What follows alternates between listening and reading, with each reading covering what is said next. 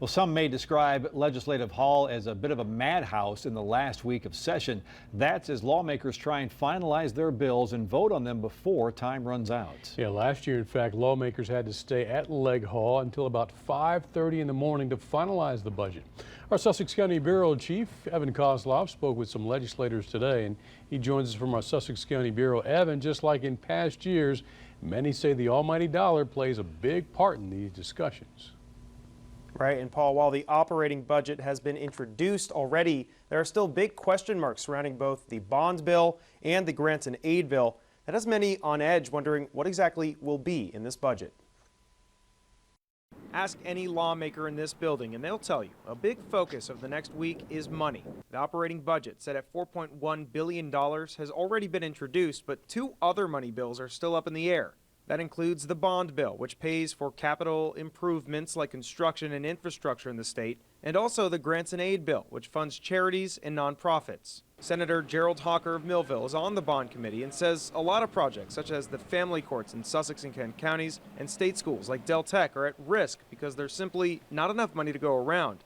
In fact, Hawker says funding for these bills is down about $32 million from what they expected in January. I know we have a lot more requests for expenditures than we do revenue, and there's going to be a lot of unhappy people, but we got to do the best we can with what we have to work with. Meanwhile, Representative Ruth Briggs King of Georgetown says a big part of the discussion will be on something called the Wilmington Education Improvement Commission, or WEIC for short. The plan, which will redistrict Wilmington schools and provide extra poverty funding, has been met with debate by lawmakers opposed to the more than $6 million price tag. Simply to say, go ahead and start the process without putting any real numbers to it, give a lot of us concern, because we have poverty issues in Sussex County as great as in Newcastle, and we have English language learners, probably a much greater challenge in Sussex than they do in Wilmington. Regardless of their vote, the clock is ticking at Leg Hall.